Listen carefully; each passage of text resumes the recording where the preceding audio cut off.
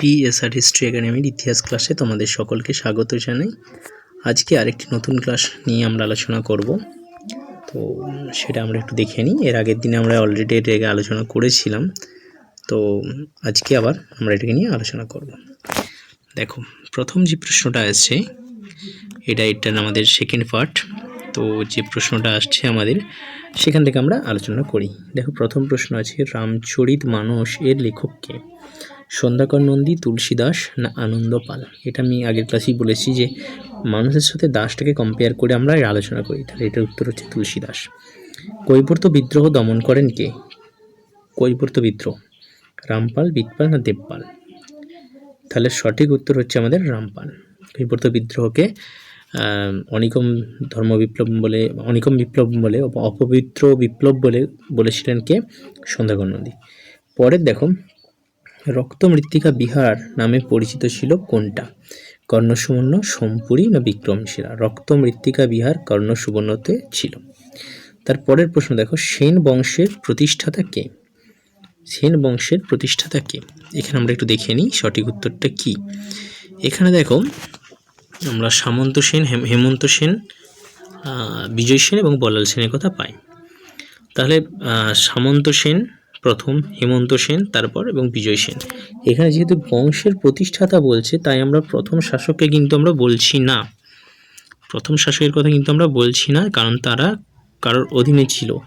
স্বাধীনভাবে সেন বংশের শ্রেষ্ঠ রাজাকে স্বাধীনভাবে কে প্রতিষ্ঠা করেছেন? বল্লাল সেন, বিজয় সেন না দেব সেন? তাহলে সঠিক উত্তর হচ্ছে কি? বিজয় সেন।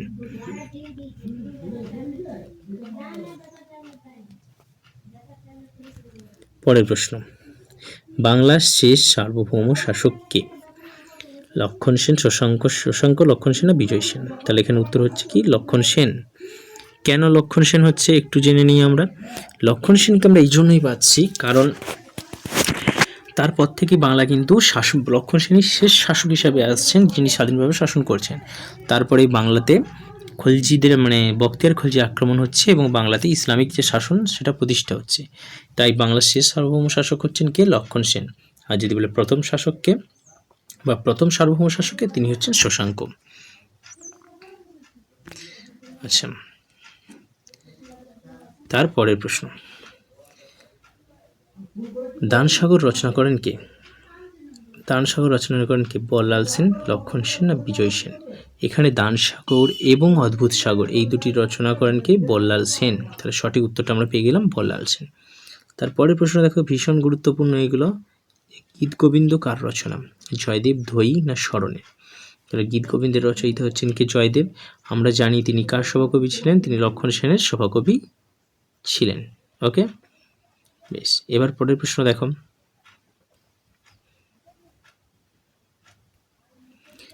সেন রাজারা কোন ধর্মের সমর্থক ছিলেন? সেন রাজারা, পালরা কারাদের ছিল? আমরা বললাম যে পালরা ছিল বৌদ্ধ, সেনরা কাদের ছিল? ব্রাহ্মণ, বৌদ্ধ না শৈব? তাহলে এখানে সঠিক উত্তর হচ্ছে কি? ব্রাহ্মণ্য ধর্মের। তার ব্রাহ্মণ্য ধর্মকে কিন্তু সমর্থন করেছে। তারপরের প্রশ্ন দেখো, বখতিয়ার খলজি কার সময়ে বাংলা আক্রমণ করেন? বখতিয়ার খলজি কার সময়ে বাংলা আক্রমণ করেন? তাহলে সঠিক উত্তরটা আমরা দেখে নেব। সঠিক উত্তর হচ্ছে বখতিয়ার খলজি তিনি লক্ষণ সেনের সময়ে আক্রমণ করছেন। তাহলে বখতিয়ার খলজির বিষয়টা কি একটু বলে দিই, যে বখতিয়ার খলজি যিনি ছিলেন, তিনি ছিলেন মোহাম্মদ ঘুরির একজন সেনাপতি। মোহাম্মদ ঘুরি যখন ভারত আক্রমণ করছেন, আমরা জানি 1191 এবং 92 তরাইনের প্রথম যুদ্ধ এবং দ্বিতীয় যুদ্ধ, সেই প্রেক্ষাপটে তিনি তরাইনের দ্বিতীয় যুদ্ধে জয়লাভ করছেন এবং ভারতে প্রবেশ করছেন এবং ভারত দখল শুরু করছেন। তার একজন সেনাপতি ছিলেন বখতিয়ার খলজি, তিনি বিহার দখল করেন এবং পরবর্তী সময়ে বাংলা দখল করেন। তখন বাংলার শাসক ছিলেন কে? লক্ষণ সেন। লক্ষণ সেন তার রাজধানী নবদ্বীপে ছিলেন। সেই সময়ে বখতিয়ার খলজি তার সেনাবাহিনী নিয়ে বাংলার নবদ্বীপে প্রবেশ করে এবং সেখান থেকে লক্ষণ সেন কিন্তু পালিয়ে যান এবং ঢাকার বাংলাদেশের বিক্রমপুরে তিনি কিন্তু অবশিষ্ট জীবনটা কাটিয়েছিলেন। তিনি ছিলেন বাংলার শেষ সার্বভৌম শাসক। তারপরে প্রশ্ন, চোলরাজ রাজেন্দ্র চোল কাকে পরাজিত করেছিলেন? ধর্মপাল, বল্লাল সেন না মহিপালকে?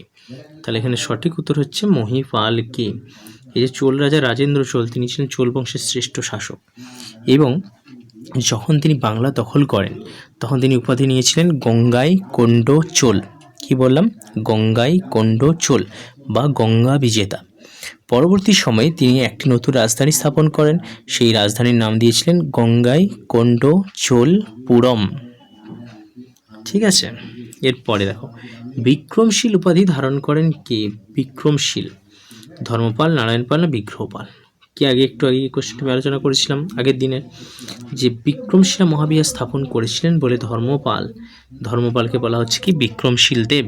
তাহলে সঠিক উত্তর হচ্ছে আমাদের ধর্মপাল। এর পরের প্রশ্ন দেখো, প্রকৃতিপুঞ্জ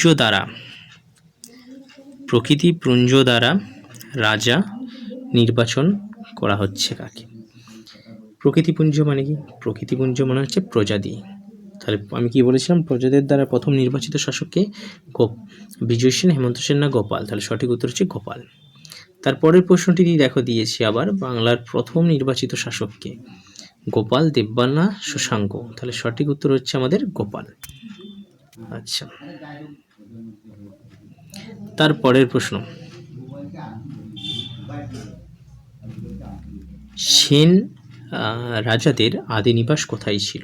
সেনদের মগধ, কর্ণাটক, গৌড়? তাহলে হচ্ছে কর্ণাটক।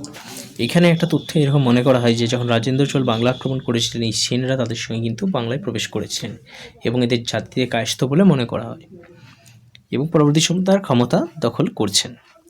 তারপরের প্রশ্নটা ভীষণ গুরুত্বপূর্ণ, এটা একটা ভীষণ গুরুত্বপূর্ণ, ভেরি ভেরি ইম্পর্টেন্ট একটা কোশ্চেন। এটা অনেক পরীক্ষায় দেয়, যে কৌলিন্য প্রথার প্রবর্তন করেন কে? বল্লাল সেন, লক্ষণ সেন না গোপাল? তাহলে সঠিক উত্তর হচ্ছে আমাদের কি বল্লাল সেন। তারপরের প্রশ্ন দেখো,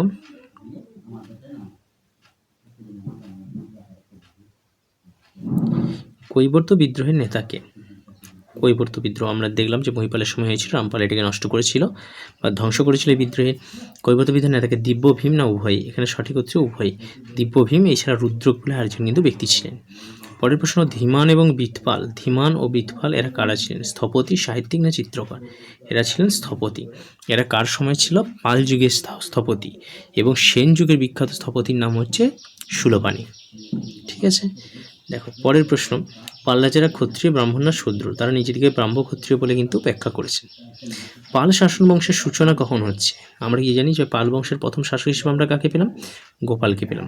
তাহলে গোপালের শাসনের সময়কাল শুরু হচ্ছে 750 খ্রিস্টাব্দ থেকে।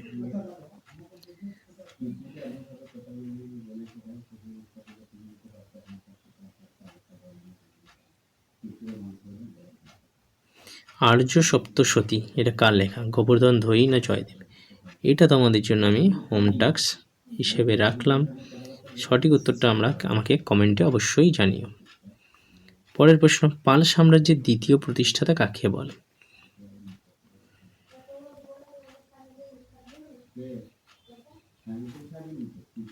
পাল সাম্রাজ্যের দ্বিতীয় প্রতিষ্ঠাতা কে? মহিপাল, রামপাল না শিশুপাল? তাহলে সঠিক উত্তর হচ্ছে মহিপাল, এটা কিন্তু দ্বিতীয় মহিপাল। ওকে, তারপরের প্রশ্ন দেখুন, সেন রাজারা ব্রাহ্মণ ছিলেন, কায়স্থ ছিলেন না বৈশ্য ছিলেন? অর্থাৎ জাতিতে কি ছিলেন সেটা আমরা একটু দেখে নিই। তাহলে এরা ছিলেন কি জাতিতে? সেন রাজারা ছিলেন কায়স্থ। লাস্ট কোশ্চেন আমাদের আজকের যে সেটে, কোন বংশের শাসনে মুসলিম আক্রমণ হয়? পাল, সেন না খলজি? তাহলে সঠিক উত্তর হচ্ছে আমাদের সেন, কারণ কি লক্ষণ সেনের সময়ে বখতিয়ার খলজি বাংলা আক্রমণ করেন 1204-5 এই সময়কালের মধ্যে। ঠিক আছে, তাহলে তোমাদের সঙ্গে দেখা হবে এর পরের ক্লাসে। ততক্ষণ তোমরা সকলে সুস্থ থেকো, ভালো থেকো। অবশ্যই ভিডিওগুলোকে ভালো লাগলে লাইক করে রেখো এবং আমাদের যে চ্যানেল আছে PSR history academy, let's make history together, এখানে তোমাদের সমস্ত পরীক্ষার জন্য কিন্তু এগুলো গুরুত্বপূর্ণ প্রশ্ন। আশা করি তোমাদের ভীষণভাবে কাজে লাগবে। লাইক, সাবস্ক্রাইব এবং শেয়ার করে রেখো, বন্ধুদের মধ্যে ছড়িয়ে দিও, যাতে করে আমরা চ্যানেলটাকে আরও বড় করতে পারি এবং সকলের আমাদের উপকার হয়। ঠিক আছে, দেখা হচ্ছে পরের ক্লাসে। সকলে সুস্থ থেকো এবং ভালো থেকো। ধন্যবাদ।